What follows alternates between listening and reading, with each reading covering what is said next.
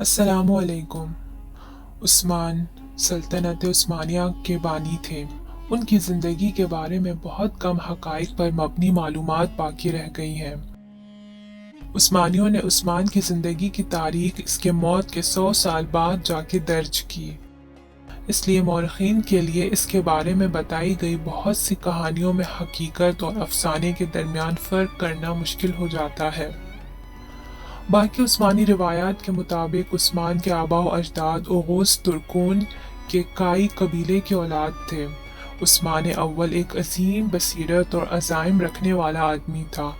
हंगामा आराई और बेयकीनी की दुनिया में पैदा हुआ। वो तारीख की अजीम तरीन सल्तनत में से एक का बानी बन गया। अनातोलिया में एक छोटे से कबीले के रहनुमा के तौर पर अपनी शुरुआत से उस्मान ने एक ताकतवर रियासत कायम की, जो बिल आखिर 3 बर्रे आज़मों तक फैल गई और 6 सदियों तक कायम रही। कहा जाता है कि उस्मान का असल नाम तुर्की ज़बान में था, गालिबन अथमान, उथमान, और बाद में उसे अरबी ज़बान के मुताबिक उस्मान कर दिया गया। उस्मान की पैदाइश की सही तारीख नामालूम है और ज़राए की कमी की वजह से उनकी इब्तदाई ज़िंदगी और इब्तदा के बारे में बहुत कम मालूमात है। वो गालिबन 13वीं सदी में पैदा हुआ था। ज़्यादातर ज़राए इस बात पर मुत्तफ़िक हैं कि उस्मानी तुर्क 13वीं सदी के अव्वल में मंगोल हमलों की वजह से अपने आबादी वतन वस्ती एशिया से फरार हो गए थे। यहाँ कबीला अनातोलिया में रूम की सल्जूक सल्तनत से ताल्लुक़ रखने वाले इलाके में आबाद हुआ। कबीले के अमीर इर्तुगरुल को सुल्तान कैकुबात ने लेफ्टिनेंट के तौर पर मुकर्रर किया था और उसे अंकारा के करीब ज़रख़ेज़ ज़मीनों से नवाजा गया। बाद में इर्तुगरुल को बाज़ंतीन सरहद के करीब ज़ोगूत पर तसल्लुत दिया गया। इर्तुगरुल के अज़ाइम इन ज़मीनों से भी आगे बढ़ने के थे, जो कि इसको तोहफे में मिली थी। इसने बाज़ंतीन अमलाक पर छापा मारना शुरू कर दिया और कामयाबी से फतह किया और आहिस्ता आहिस्ता अपनी सल्तनत को वसाअत दी। इर्तुगरुल का इंतकाल तकरीबन 90 साल की उम्र में हुआ। अपने वालिद के वफ़ात पर उस्मान अमीर या बे बन गए। कुछ मौरख़ीन के मुताबिक उस्मान का इक़्तिदार में शामिल होना पुरअमन नहीं था, क्योंकि उसे अपने कबीले की क़यादत संभालने से पहले अपने रिश्तेदारों से लड़ना पड़ा। उस्मान के बारे में हरीफों में से एक उसका चचा दुंदार बे था, जिसने अपने भतीजे को कत्ल करने की साजिश की।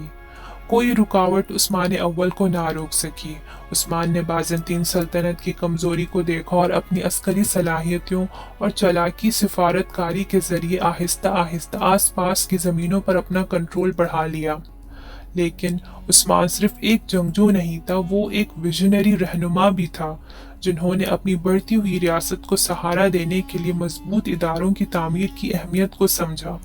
इसने एक ऐसा निज़ाम हुकूमत कायम किया जो इसके लोगों को इस्तेकाम और खुशहाली फराहम करे, और इसने तिजारत की हौसला अफजाई की। उस्मान अव्वल शेख अदाबाली नामी दरवेश से करीबी ताल्लुकात रखते थे, बाद में जिन्होंने इनकी बेटी से भी शादी की। शेख के घर में एक रात क़याम के दौरान उस्मान ने ख्वाब देखा। ख्वाब में देखा कि एक चांद हुजूर के सीने से निकलकर आपके सीने में डूब गया। फिर इसकी नाव से एक दरख्त निकला और उसके साए ने दुनिया को घेर लिया। इस साए के नीचे पहाड़ थे और हर पहाड़ के दामन से नहरें निकलती थीं। जब उस्मान बेदार हुआ तो इसने ये ख्वाब शेख अदाबाली को सुनाया, जिसने कहा, उस्मान मेरे बेटे मुबारक हो, क्योंकि खुदा ने आपको और आपकी औलाद को शाही ओहदा दिया है और मेरी बेटी मलहून आपकी बीवी होगी। ये ख्वाब सल्तनत के लिए एक अहम बुनियादी अफसाना बन गया। बाज़ ज़राए के मुताबिक उस्मान बुरसा के ज़वाल की खबर सुनकर जिंदा रहे और इसके फौरन बाद कुदरती वजूहात की वजह से 70 साल की उम्र में वफात पाई। ओरहान को अपनी जिंदगी में ही जानशीन बनाने में भी कामयाब हुए। ओरहान ने उनकी लाश को अपने नए दारुल हुकूमत बुरसा में सुपुर्द खाक कर दिया। उस्मान ने अपने बेटे ओरहान को एक तहरीरी वसीयत दी, जिसमें उसे बाज़ंतीनियों के खिलाफ फतूहात और जिहाद के साथ आगे बढ़ने की हिदायत की। वो इस्लाम की तालीमात पर अमल पैरा हों, उलेमा के साथ हों, अपनी जमात में तरमीम करें اور اپنے آپ کو پھیلنے اور اسلام کی خدمت میں اپنی زندگی کو وقف کر دیں۔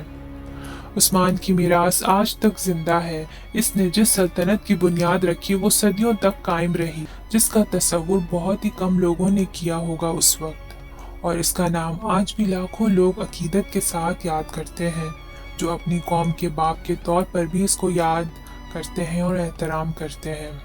امید ہے آج کی ویڈیو آپ کو پسند آئی ہوگی۔ اللہ حافظ۔